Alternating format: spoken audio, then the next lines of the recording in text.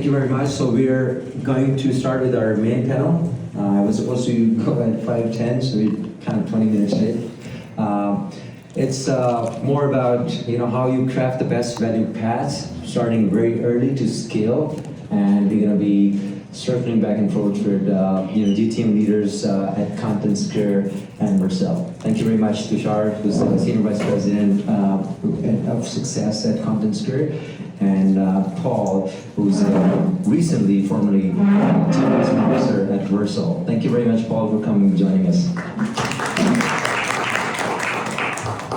Love it. So let's get stirred up. Like, I know that Tushar, you've been leading and building customer success team. You started at Heap. I know Heap was not as small, but kind of too small for ContentSquare to acquire later on. But you started at Heap at customer success, and you built like a team of 30, 40, 50. I know that it is in the analytics space, and it was at that time not too long ago, like 2.5, 3 years ago. Is that right? So it's been 2 years since we got acquired. So I was with Heap for 4 years, and then 2 years at ContentSquare. So it's a 6-year run total. Perfect. So I know that you're so big about crafting value paths. You're so big about like having the first value very, very early. I know we talk about time to value as such a buzzword that every founder thinks that, hey, we need to see like how we can forcefully deliver value in the first 5 weeks. And you've done it at scale at Heap, and then now transitioning into ContentSquare and even a bigger team and slightly different vertical. So how do you see it 3 years down with a lot of AI, a lot of this automation, a lot of this digital touch, a lot of these self-serve models, a lot of things bragging about founders like product-led and product-led growth and all of that. I know you have, reason I'm asking this because you've been serving verticals that are slightly not so much traditional. Like it's not so much about B2B sales, it's about now when you talk about ContentSquare, it's more about retail too, so different industry verticals. So coming from someone, a customer success leader from Heap that is purely analytics to ContentSquare with slightly different verticals, how do you see the first value? Yeah, so the fundamentals are the same. End of the day, time to first value feels like a buzzword if it's a value metric where we create something to feel good about our product. Right now, to give an example, if you look at time to first value in terms of when you went live with your customer or when they started logging into your tool, it doesn't translate to business value, and it is a buzzword, right? But I would argue time to value is probably the most critical metric for any business, because all the investment customers have made into your product, into your services, this is their aha moment, right? This is when they first experience the value, ROI for their investment, right? So for me, it is one of the most critical metric in the entire customer journey, if measured right? To put this in context with ContentSquare, we had a lot of back and forth in terms of how we want to measure this. Should it be when the first time customer starts to see insights, starts to see reports, or should it be when they do something with it, right? So after all the back and forth, where we landed was we measure time to first weekly engaged user, right? So there is a user who is set up, they know how to use the tool, they're using the tool to create business value, and they're doing it regularly. Until we get to that point, we don't call it time to first value, right? So that is our entire derivation from start until the first engaged user is time to first value. I mean, there's still arguments, it's not a done job, we still go back and forth if this is the right metric, but the fundamentals remain same, which is what moved the needle for the customer business where they experience value versus the value metric where you just feel good about you have launched something which one may not be using. Love it. I'll definitely drill down further on this before that. I just need to touch Paul on this. I know that Paul, a lot of people think Vercel as a product even now, like you guys tripled your valuations from 3 to 9 billion. I know it's quite something that to read on Bloomberg, but the thing is now people perceive you guys not like just you. I know that you were ex-role now very recently, but I keep reminding you throughout this conversation. But that more like a business, and from a business standpoint, more like a product heavy. Like your win is more the product, less the marketing, less the acquisition, less a lot of that is ties to growth. So now, how do you see I know as a product first company, some of the conversations we had on our podcast, like kind of initiatives and all that, how do you see first value at Vercel? I know a lot of people already know Vercel, like we are some of our technology built on Next.js, the creators of and managers of Next.js. So I was kind of curious, like being a leader, like first value could be different, but when you were like expanding more, as you mentioned, like into SMB to mid-market, that was the biggest success that contributed to this tripling of valuation in so quick succession. How do you see first value, and how did you actually implement it? If there was anything that was to be implemented to complement this. Yeah, so Vercel had started very much as a PLG motion with one user, maybe two, playing with things on the weekends while they had a day job. Starts to look promising, they leave their day job, keep building, eventually they get big enough to go up to the enterprise product, you're finally going to go live, they raise money. This is 2 years in, they've been working in Vercel the whole time. They buy the enterprise product, they actually get a CSM, they're already live, they already know how to do everything. It's a pretty easy journey. What happened to the company is they started selling to mid-market enterprise companies who had not started as a one-person team working in Vercel the whole time. They had a big, heavy implementation of something, somewhere, that was driving real business value to the company, and now they have to migrate it over. And the previous motion was very akin to, it's a welcome call me if you have any questions thereafter. And if you talk to an enterprise who's got a website that's driving $100 million a year, and you do a welcome call and say, bye-bye boys, have fun storming the castle, it's not gonna go very well. So we had to unconfuse the team that, hey, if it's a migration, they don't have value until they're fully migrated and it's live. And you have to be very mindful which customer you're talking to and where they're trying to get to. And we have to kind of make sure we maintain engagement all the way through their being live, both with CSM, some of the technical resources. There's a whole bunch of kind of guidance and support that you have to offer through that journey as they bring it over, because the worst thing that can happen is 3 months in, they're not there, they give up. You'll never get back in that account. And when those people go to the next company, you'll never get into that company either. So it's really important. So it's really just defining what the first value is. And PLG is wonderful because people already do know your product, but setting up that enterprise motion was wildly different. Absolutely. And I know that you kind of, at some point, both of you guys, like CS leaders, would put it more like post-sales GTM leaders. They came across this level of threshold when like this AI came up, and a lot of these leaders think like, hey, we can automate a lot, we can do 10x more, we can do this in marketing, we can do this in expansion, commercial. You mentioned enterprise. I spoke to this guy at Slack.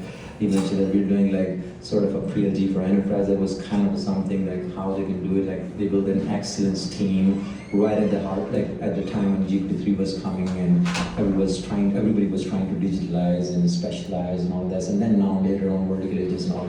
How do you guys as leaders see it and think about taking initiatives of doing it for scale and doing it more? And to your question, like I know that around this time you guys have really like I mentioned, valuation and growth and all of that. What is the real contribution to Tushar, if I go with you, of having this AI component to it as sales leader to expand and build on how we can do a lot more, like from just like onboarding to killing it, automating it, standardizing it to enterprise side, how we can make it specialized and all of that. So and of course these founders at VR, like myself as well, like they're also thinking through those as well. They're kind of in the same time. They cannot relate to any company that has done it 10 years ago when there was not so much of AI. And as a growth mindset founder, I would not compare with the company 10 years ago that they have done, like let's say in terms of revenue, customer, the mid market, to now when we have this all the resources, information, AI, all of this, and I can do it a lot more, from that mindset. So thinking around that as founders, what do you recommend? How did you see it firsthand, and what kind of organization that you were thinking of building? Yeah, so I think AI sometimes feels like a buzzword. That's because we overuse it. But end of the day, technology is supposed to automate, make manual work easy, right? Or reduce the effort. And that's what AI has accelerated. Right now, to put this into perspective, right? So when 10 years back we were looking at customer journeys, everything was very manual, right? So how we are gathering requirements during the sales cycle, and then how we hand over those requirements to the post-sales team, right? And the market is also not mature enough where we are thinking about customer long-term value, and now we all understand in SaaS especially, right? Customer long-term value is everything. You have to have a customer for 3 years at least, in most cases, to make money out of them. So there's a lot more discipline in terms of how knowledge is shared, captured, and how we set expectations early on. But I have been that guy on the sales side where say whatever you need to say and then run in the opposite direction, right? We improve from that situation to, okay, let's have a requirement gathering document, and then goes to the onboarding team, they do something, then comes the post-onboarding, the customer success people, right, or account managers, depending on the tool. Then you restart that whole conversation with the customer, trying to understand their business, their requirements, right? And in the process, sometimes customers get frustrated, right, because they lose trust. Now, what AI does or what technology does is really it helps you remove those friction points and remove the manual labor, right? My 5 years back, the solution we implemented, we were very happy about it, is you can capture requirements within Salesforce, and there's a layer that interacts with your customer success tool, right? So the knowledge transfer is easier and you're not doing it manually. Now we are moving to a world where with AI you can further accelerate, like tools like yourself, right? I wish when I was a CSM I had an agent to myself where I can just ask questions and get things done, right?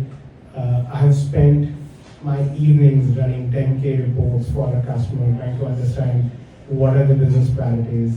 Now, in tool like yours, I can ask that question, right? So give me the top 3 business use cases for a customer like this, or during the sales process, tell me what they focus on the most, or which verticals can I go with next. So every piece of question I can ask. It's information at my disposal. Now, it is still on us as a business how we leverage that. Are we using that knowledge to ultimately can get customer to value and convert that value into retention, convert that value into upsells? So that is still very much a human job, right? But the whole piece around information gathering, consolidation, and knowledge transformation, especially when you're running things at scale. Right now my team is around 160 people. Each region I go to, I see silos within the regions, right? Even within same teams. Now, the tools like yourself make that whole world a lot more cohesive, and I'm very excited about where it goes next. We're just getting started with that, right? So very excited where we go with that, and I think we are going to do wonders in that space. Yeah. Thank you very much for doing all the marketing, and that's free marketing, by the way. Yeah, it's more about like it came out like this. A lot of this tooling that you can talk about, like GTM that integrates and sits right with your CRMs and all, and a lot of these founders, even myself, if I hadn't built my own tool, I wouldn't invest into GTM tooling, to be very honest. And this is a kind of notion that every other founder has even today. They are thinking about like, hey, CSMs or account managers, account executives, call them anything, they're small enough, we don't care about. We're generating $500,000, $1 million, $2 million in annual recurring, and we don't want to put that money back into the success of that customer. And success, what I mean, is not the organization, we're too small for that. A lot of us, these folks, but a lot of us, we're too small to see success as an org. We see success as a function, and even if you have like 50, 60, 70 customers and we want their success, we want to evolve with how they perceive value out of what we're like presenting, whether it's a product or whatever. Like traditionally has been there, and people like Paul. Like I've learned from all these folks. Like this what we have built is the validation of what I've done in the past 3.5 years. Interviewing more than 170 companies.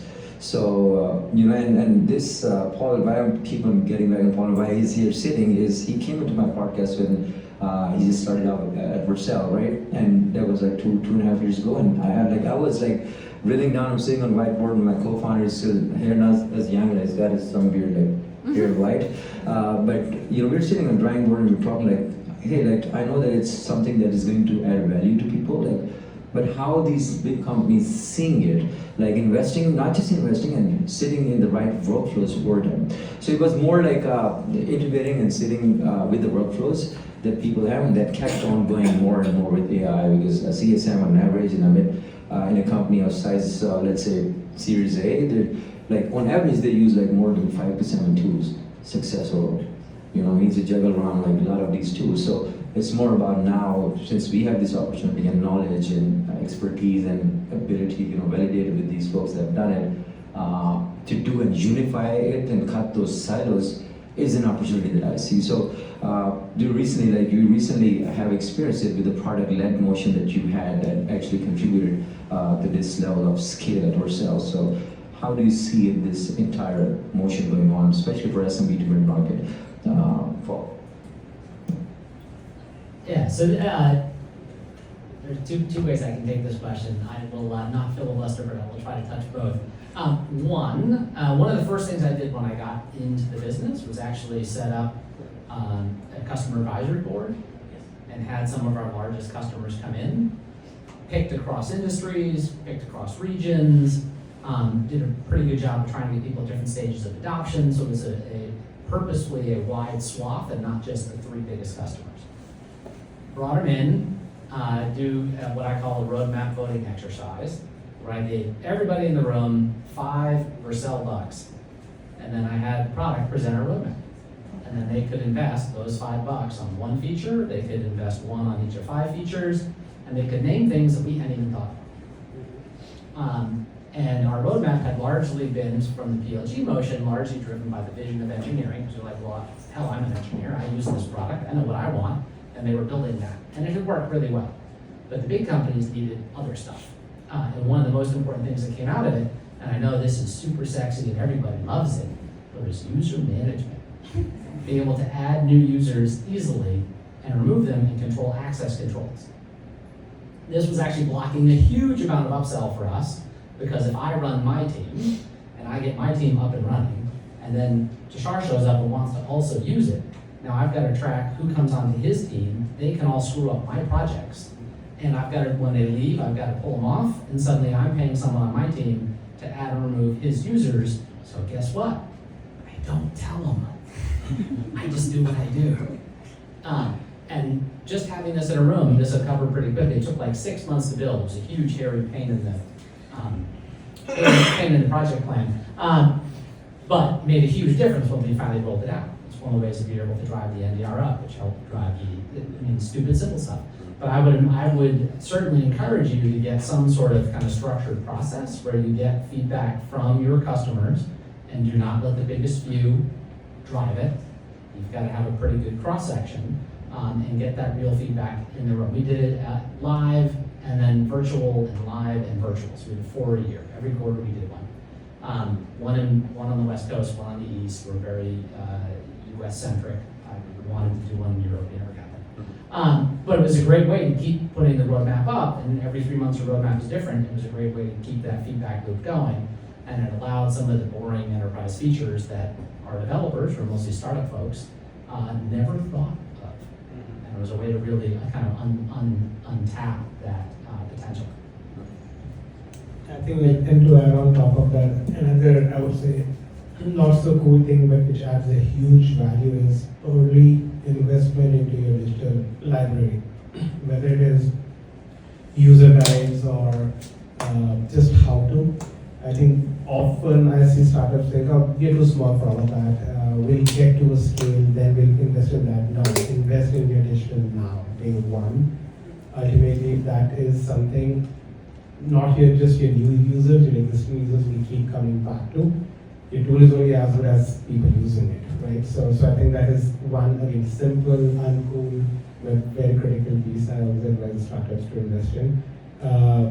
And another lesson I would say, I would add on that, another lesson we learned when thinking of not so sexy, but big impact items. We realized we spent so much time optimizing our onboarding process and we do this, by the way, this is a big part of our DNA. We do customer roadshows every 3 months, and the idea is listen to them in terms of experiences, feedback. we used to see a huge drop-off after onboarding in usage, which is normal. Some drop-off right after onboarding, which is mostly hyper engagement phase, is normal.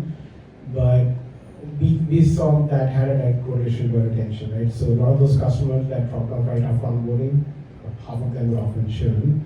And we had to do something as simple as balance teaching them how to fish with fishing for them, right? So focus more on enablement, more on training. So customers are not just loving your product while they are seeing it in action during onboarding, they're also self-sufficient to use it. And this is specifically true if you have a complex enterprise tool. So again, a simple change, we already had enablement, we already had trainers, we had additional content, we just made a focused effort to highlight that more in onboarding, and again, it had a massive impact on our onboarding success. Actually, that's the other direction I was going to take this. So thank you, that was great. I agree completely. So one of the things that I've generally done, I've been a CCO 3 times, all of them have been SaaS platform companies. And the basic journey that we would map out, first win is important. When you get the first contract, you're helping them with project management. If the first project goes well, you've earned the right to talk about more. If it goes poorly, they're going to shut. But once you complete it, you want to go to then program management, where you want them to have multiple projects with you involved. And so there's enablement that they need at the bare minimum to get live in the project phase. In the program management phase, you've got to really kind of teach them how to be more of an architect, how to do the higher level, planning, how to run multiple projects together, how to do a lot of the things you're going to need to do when you've now got multiple projects, multiple teams, hopefully using your platform. And you have to generally teach them how to do it. Most champions are eager, not experienced. So if you just do what the champion says, you will often, not always, of course, but often just be let off a cliff. So you have to guide and teach them. That program management phase is critical, and that's where having education, not just for the person who's, tuning the knobs to get the first project live, but actually all the people involved in the project, how to do it. If you do well in program management, then you get the right to go all the way up to account management and go company-wide. And then there's a question that I've asked many people who work for me, and I'll ask this room right now. What's the fastest way to get $1 million customer? Not a trick question. Stop Anybody. with $5 million customer? Anybody? Well, close. Start with $500,000 customer. Now I'm going to ask you this. What's the fastest way to get a $500,000 customer? Start with a $250K customer. Yes. What's the fastest way to get a $250K customer? Start with a $100K customer. And then you close the $100K customer. But that you're going to have to walk from project to program to account to get there. But it's much easier to grow your way to $1 million than it is to land at $1 million. So, and enablement becomes more important as you go up. I love the hello. So I love the way that how Paul is going down the street and actually helping us where we are, and both of you. So I really appreciate it. And there's a huge level of curiosity, and that with information with AI, there's even more curiosity and all. So how do you see data sources in now, especially to start about onboarding maybe? What is the role of data sources, and how those data sources are tied to the ROI for onboarding? The ROI is deliver the value the fastest possible. So how do you see data sources? Like I know like a lot of these, a lot of your customers, they are living inside CRMs, and all of those vanity metrics, they are not delivering any value for that specific life cycle of a customer. So if I just ask you like, what kind of data sources that play a huge role, thinking of not so much high tech, but I would say a B2B SaaS, not multi-product, it's just one product, have like a set of features, some need training in the beginning, they don't have implementation, but they have like some sort of account management that goes with it, that do like that boring onboarding and all of that. So at that moment, what information, what data points, what things that actually matter on a high level? I want you to talk about more about Heap. I know you're an old timer, and at Heap you didn't have a lot of access and a lot of resources at that time, like 4 years, 4 years back. Things have changed. Seems like a long time. So, but So that is more. when you say data sources, you mean what metric mattered? Yes. Right. Okay.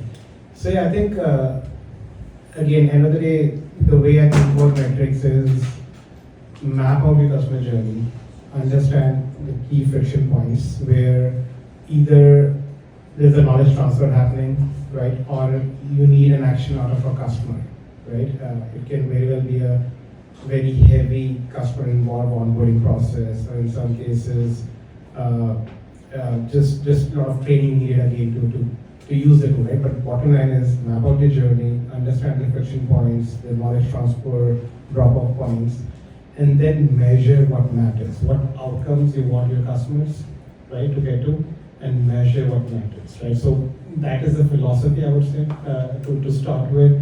Now, things like, again, going to this whole discussion we had earlier around metric, right? So I say a lot of customers, a lot of companies, right, vendors use page views, right, a number of logins. Now, to put this into perspective, if you have a lot of logins coming into your tool, right, and you're very happy, but your core buyer, right, who bought your tool is not engaged with you anymore, right? Behind the scenes, they're slowly churning, and then you're happy because within that one vertical, maybe they found one specific use case for your tool, and then there are just hundreds of users using it. You are happy celebrating the number of users, but in reality, the account is churning because you never connected the dot to the value, and the people that matter are people who are going to sign the check and not engaged right now. So when I, at a high level, think about metrics, thinking about who are the right people signing the check, are we engaged with them, how are they leveraging our product, how are we measuring that, right? It could simply be, we know if we take this action within our tool, right, this translates to their business. So understanding at each customer level, this is why it is important to have a success plan for each customer, right? Understanding what value means to them, have something to measure that, your engagement with the customer. And then of course some basic adoption still plays a role. But ultimately, point comes down to measure what drives value for the customer, and you have the right sort of metrics.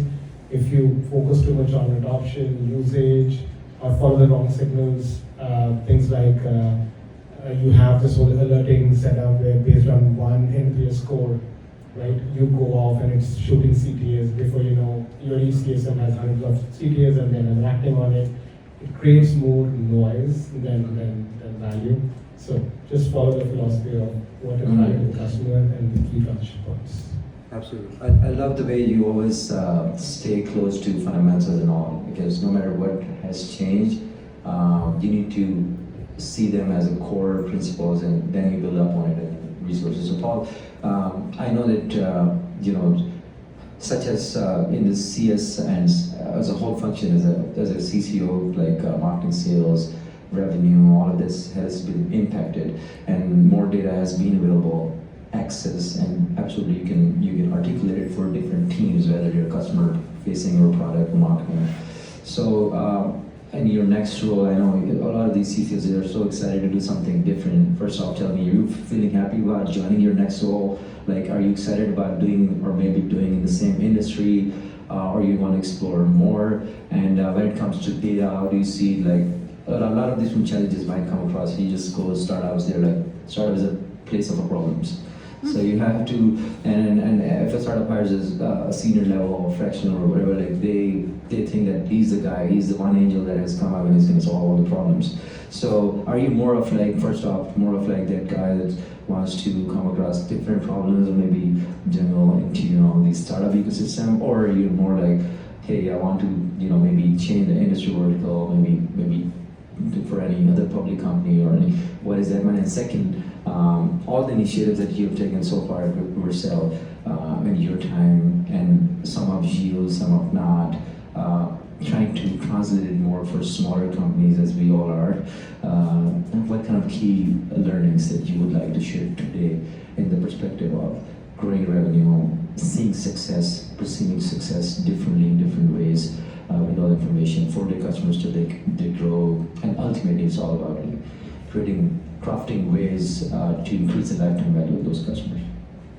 Yeah, so a few questions in there. I'll try to unpack them. If I forget one by the end, ask again.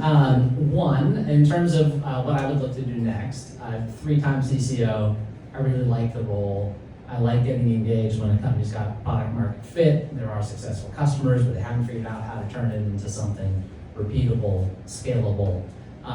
That I moved from BI, which is basically working with analytics engineers in the company, to data prep, which is working with data engineers in the company, to front-end development, which is working with front-end development engineers in the company. And by and large, at platforms, I've tried to move spaces. I love learning. I've always been curious, and I like solving similar problems in new ways. Because if I'm not selling my experience, I don't have any value to bring to the table other than maybe charm and a willingness to work hard. But if I bring some of the experience to bear, I can actually really do some things. But if I'm not learning, I'm not having any fun. So for me, learning and building, probably Series C-ish, trying to take a company from 50 to 250 or 500 would be my ideal role. In terms of, I think of AI, but I think it was the second one. At Vercel, we used it pretty heavily in support. We actually, over time, were able to get, because we have free customers, pro customers, and enterprise customers, which is a lot, and thousands of tickets every month. We were able to put kind of an AI chatbot in front of the support process, so that as you're going through, you got to jump right to the give me an agent right now, or you could actually work with, in which case you got to wait. They got to reach back out and ask a question, and it'll take some time, or you could just hit the chatbot right away and rigorously closing that loop, marking answers good or bad. Every week, every support engineer had to do this over the course of 9 months. We went from solving 30% of all questions to about 70% of all questions, which is actually pretty profound. Which had the not subtle benefit that all our support engineers who hated answering the same stupid simple question all the time, and they love digging their teeth into a problem for 3-4 hours. What the hell is going on, and why did this happen, and really reading through things. So it freed them up to do the more fun work for them. So job satisfaction went way up, and productivity went way up. So that was a big win. And then the third one, lessons that I would strongly encourage startups to do.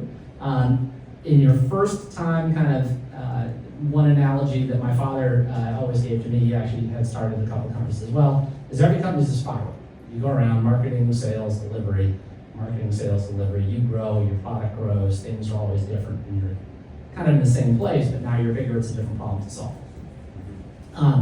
Your first go-rounds, when you're Series A, throw people at your customers until then you know what the hell actually works.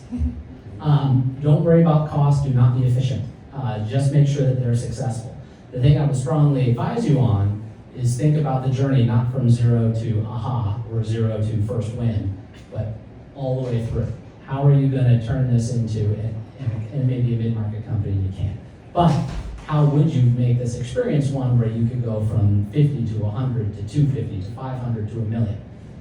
What needs to happen? And listen to your customers as you go, because there are going to be all kinds of pressures from your sales team to do the hot thing that's going to demo really well, because this last sales call I just left would have closed if only. I'm sure you've never heard that. And sometimes they're true. It's true, but sometimes your customers can tell you exactly what they want, why they need it, and they can lay it out in pretty plain language. And by allowing the customers you do have to go further up that curve, you can drive a ton of revenue. You don't have to worry about all new customers, new logos all the time.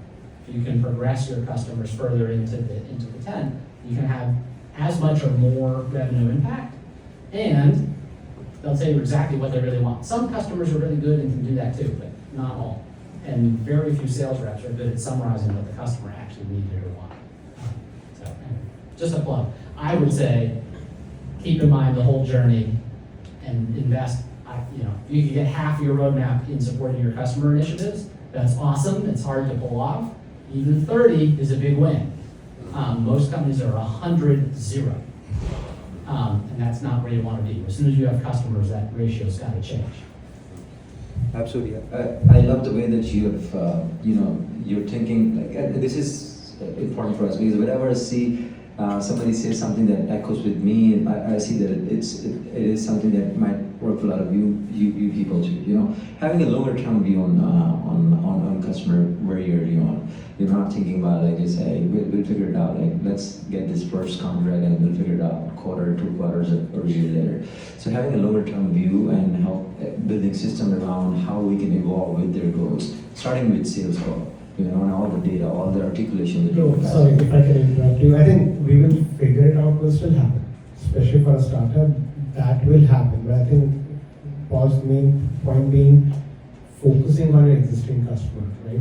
And going back to that 100K, 250, basically every B2B especially, every customer is an upsell opportunity, right? So it's always land and expand.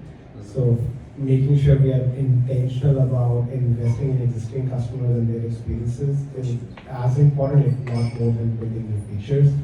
I have fought this battle so many times, mostly on the losing end. Even companies at my scale right now, we are a 1,600 people employee company. We still fight the same battle where we are chasing shiny new things and not as much about fixing the existing ones, but that's our job. We'll keep chasing that. Do you mind if I ask a question related to that? Is that okay? Yeah, that'll be fine, please. Yeah. So obviously, if you can invest in 100 to grow to 250, that makes sense.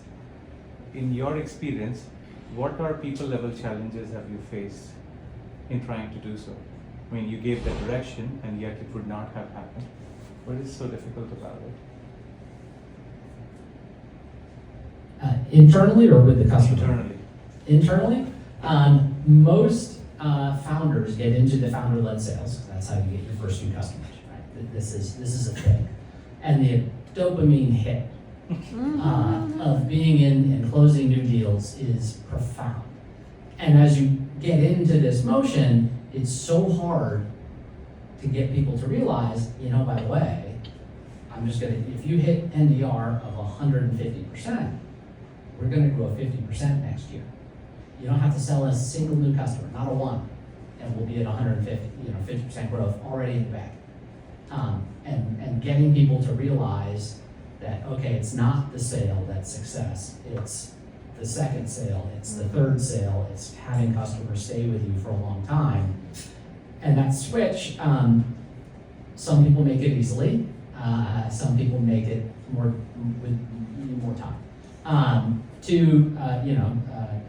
Vercel's CEO is probably the highest motor person I've ever worked with. I have a pretty high motor. Mine is dwarfed by his. And he's caught into it pretty quickly. And jumped right over to okay, we gotta do this, we gotta make sure these customers can go where they need to go, we gotta make sure they can succeed, and brought to bear some weight on the product org and made the switch happen pretty quickly. I would say, if I hadn't gotten the alignment with the CEO that we need to make sure this happens, it would have been a very real challenge. Fortunately, as much as everybody enjoys the dopamine hit of a sale, getting that kind of buy-in on the longer term vision. And frankly, I did do how do you get $1 million customer? You say you want $1 million customers, how do you get them? And the awkward silence helped me build the story. Okay, you want to add something, Max? If I can. I think that you mentioned getting from 100 to 250 to 2 million with the customer. I guess multiple ways to get there. I guess one of them would be pricing and packaging, right? And thinking about what are additional modules or packages you could offer to a customer as you scale. I feel like in any stage, whether it's Vercel or whether ContentSquare, whether it's a smaller company, packaging is always something that gets iterated upon and changed. What have you seen work well in terms of using customers as almost like design partners for pricing and packaging and working with them to figure out? We initially sold you at package X, which maybe included everything, but we learned that we are advancing from that. We need to somewhat like repackage our offering into like smaller pockets, and then maybe going back to the customer and saying, would you be open to potentially pay more but have a more sophisticated view on like how we offer value to you? Like what's your experience in working with customers on figuring out packaging almost like as a reverse action of not doing it well initially? In short, that's never, repackaging is never fun. It makes every renewal a conversation, and there are some customers you're just gonna have to grandfather because they're not gonna move, and that's fine.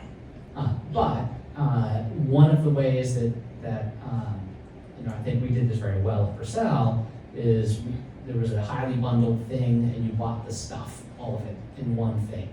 And people complained because when they went over on usage, they were buying more chunks of all the stuff. And so people asked for, well, I want to just pay for what I'm actually consuming, the one vector I'm really using, not all of them every time. And so by breaking the pricing apart, we're able to, well, you get what you want, and we actually get what we want because we had to have the price high because some of these are low margin, some of these are high margin, and we were able to push kind of fairer, cleaner pricing through. But it was all customer feedback driven. This was another way that we kind of unlocked, all the renewals dropped because people were buying exactly what they needed, and then adoption grew. So I know people talk about Javon's paradox. I will only say this. I don't know if you guys are familiar with the term. Javon did not understand supply and demand if that was a paradox. If you lower the price on something, people buy more of it. This is true on every good and every planet all the time, everywhere. But that partnership worked. And there were some folks who would not move. But like 2 or 3 out of 600, because that was about the count when we changed it.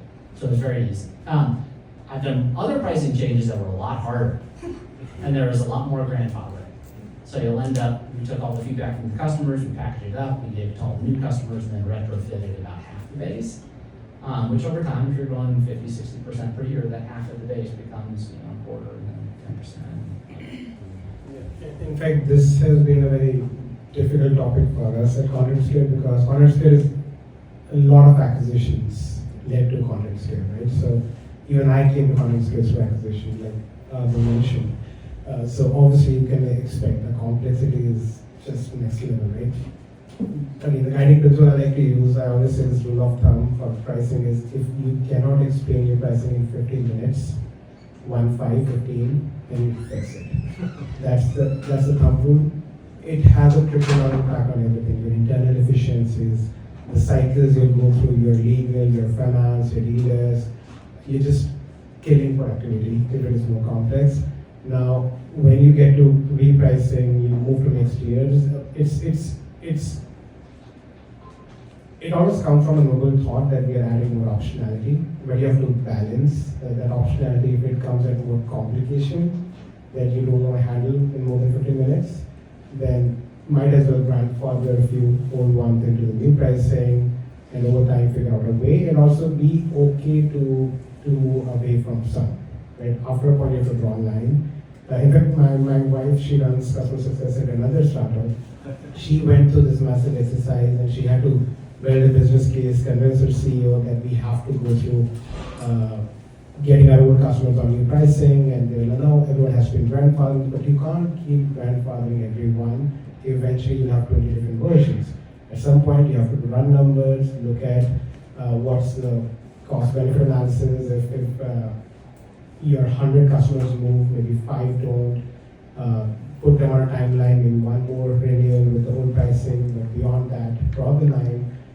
She's put some numbers together and it was compelling. There were millions of dollars in savings purely from moving to new pricing, from efficiency, productivity of the team to the actual dollars that customers are paying, right? So, yeah, so bottom line, if you have to take one thing away, that's the rule of thumb I use. If you cannot explain in 15 minutes, it's something wrong. I love that. I would say 3 minutes. Yeah. HubSpot might need more, maybe Intercom.